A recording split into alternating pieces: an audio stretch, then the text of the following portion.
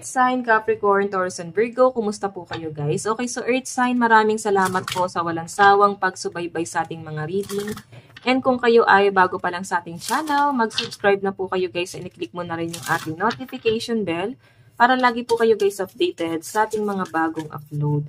So tignan natin, Earth sign, ano ba ang inyong gabay? Earth sign, Capricorn, Taurus, and Virgo. So meron po tayong direction. So, meron kang pinagtutuunan ng pansin ngayon. Yung iba sa inyo guys, focus ka lang kasi may mga distraction sa paligid mo. Kumbaga mawawala ka sa focus mo, baka mawala ka sa right path mo. So, ang sinasabi rito guys, kung ano man yung pinagtutuunan mo ng pansin ngayon, ito yung calling para sa'yo. Nasa right path ka, no? Kung feeling mo ang daming conflict, parang kung feeling mo hirap kang kunin tong bagay na to, talagang mahirap guys kasi para sa'yo talaga yan. Okay? Tinitignan or tinetest ka ni universe kung hanggang saan mo gusto tong bagay na to. Ayan. Tignan natin Earth sign. Meron tayong adventure. So may nakikita akong travel. Yung iba sa inyo mukhang may plano kayong lakarin or baka meron kang pupuntahang gatherings. Okay? So, hayan Earth sign. Nakakatuwa yung energy kasi nagkakaroon ka na ng peace of mind sa sarili mo. Nagkaroon ka na ng mga bagong kakampi. Ayan. And mas masaya ka sa pinipili mo at tinatahak mong landas. Kung sino man tong distraction sa paligid mo, natatakot yung taong yan, guys, na mawala ka sa buhay niya. Okay? Kaya kanya dinidistract. Tignan natin. Meron tayong gratitude. So, may nakikita ako rito guys, receiving blessing, thanksgiving. Wow, napakaganda nito guys kasi marami pang blessing na paparating sa inyo Earth sign dahil tama yung nilalandas mo. Tama yung tinatahak mo ngayon. And kung akala mo dati tama yung desisyon na ginawa mo, yung pala yung mali. Mali pala yung pinili mong landas kasi itong tinatahak mo ngayon, yung para sa'yo. And support sa'yo ang mga gabay mo. Ayan o, mararamdaman mo na ang daming blessing na paparating sa inyo guys kasi para talaga sa'yo to. So, Earth sign, ang lucky number mo is 30, 2, and 11. Tignan natin ano pang ipapakita ng inyong energy, Earth sign. Napakaganda nito, guys. Pasasalamat to, oh. Pasasalamat kasi maraming blessing ang paparating. Marami ka pang marireceive and talagang magiging thankful ka dyan. Pwedeng opportunity na paparating sa inyo, guys. Pagpaplano, may nakikita rin ako dito. Diba sa inyo, guys, plano about business, may mga settlement, pag-uusap akong nakikita. Okay, so tignan natin.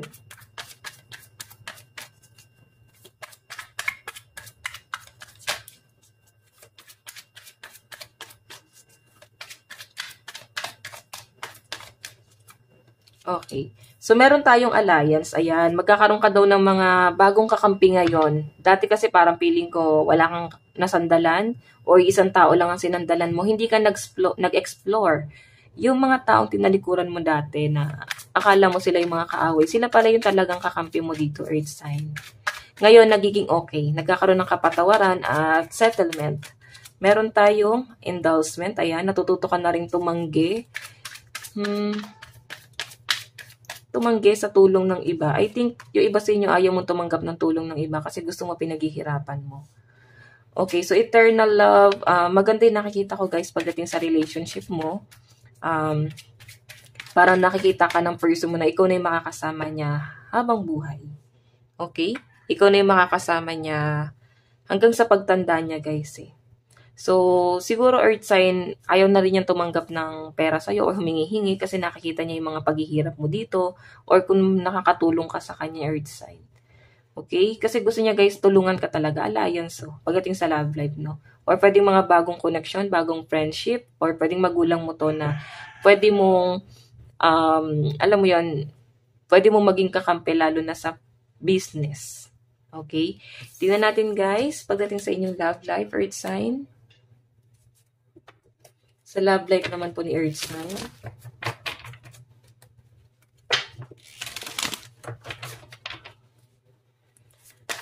Earth sign, Capricorn, Taurus, and Virgo. Love life po ni Earth sign.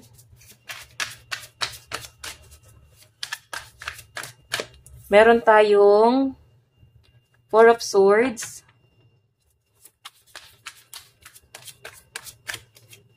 Meron tayong King of Wands, pagdating po sa love life ni Earth sign. May nasasaktan dito guys. Okay, may nagagalit dito kasi natatakot siya. Natatakot siya na iwan mo. Natatakot siya na abandonahin mo siya. Marami siyang kinakatakutan guys. Lalo na nakikita niya na pwede kang mag-improve sa ibang tao. So, natatakot siya guys sa paglayo mo. Yun yung mga kinakatakutan ng tao to guys. And nakikita ko na ipaglalaban ka niya, no? Earth sign, medyo ano siya, medyo obsessed itong taong to. Okay? Ilang araw na rin guys may pagtatalo nangyayari sa inyo. Ang iba sa inyo maaring nananawa na kayo na ayaw mo nang magstay sa ganong klase ng relationship. Dati maaring nilaban mo pero nakikita mo na hindi talaga nagiging healthy. Okay? And nakikita ko sa inyo guys, totoo na tong plano mo. Gusto mo nang umalis sa ganong klase ng relationship. Okay? Wala parang ang toxic na nito guys kahit mahal nyo pa yung isa't isa, kung siya naman yung nagiging dahilan para masira yung connection mo sa ibang tao, talagang bibitawan mo, Earth sign. Tignan natin ang inyong love advice, Earth sign. May mga pagbabanta or pagbablackmail pa ako nakikita rito guys. Ayan. Love advice. Meron tayong romantic feelings. Mahal na mahal ka lang talaga ng taong to, Earth sign. Kung bakit siya ganyan sa inyo. Meron tayong love yourself first. Pero ikaw kasi sa nakikita ko, gusto mo nang mag-focus sa sarili mo. And tama tong sinasabi ng mga gabay mo. Mahalin mo muna yung sarili mo. Kasi kung itutuon mo lahat sa taong to, yung pagmamahal na yon, masisira ka Kasi siya na lang yung nagde-decide para sa relationship nyo. Hindi ka na nag-e-explore. Kasi siya mismo yung nagpipigil sa'yo para makuha mo yung blessing na to. Ngayon, nakikita ko na sa tamang landas ka, umaalis ka, and I think tama yung pinagtutuunan mo ng pansin, okay? Parang finally, may natauhan dito, guys. Okay, so tingnan natin, Earth sign, ano naman ang inyong advice? Earth sign. So, ayan guys, mag-self-love ka daw muna, no? Umalis ka na kahit mahal na mahal ka pa ng taong to, guys. Kung nakakasakal na, hindi rin healthy. Okay, tingnan natin. Iba sa inyo, parang may sakitan pang nangyari dito. Physical. Parang may nagwala, may naglayas. Okay. Advice po ni Earth sign. Meron tayong communication. Hindi kasi kayo guys nagkakaintindihan. Hindi pong ipinapaliwanag naman, nag-uusap naman, pero may ano talaga guys may mali talaga. Okay? Maaring hindi tinatanggap kasi nung isa or ayaw niyang i-absorb sa sarili niya yung mga pakiusap, pag-uusap na nangyayari. Or maaaring kulang talaga kayo sa communication. Wala nang gustong makinig. Okay? So, ikaw, kailangan lawakan mo pa, no? Mag-explore ka. Communication to, guys, galing sa ibang tao. So, I think lalawak pa yung mga circle of friends mo bagong kakampi. Hindi lang ito, guys, ang taong para sa'yo. So, medyo toxic kasi, guys, yung nakikita ko, guys. Oo, hindi siya healthy. Okay, so Earth sign, ito lang naman po ang inyong reading. Hanggang sa muli. God bless and love you all. Thank you!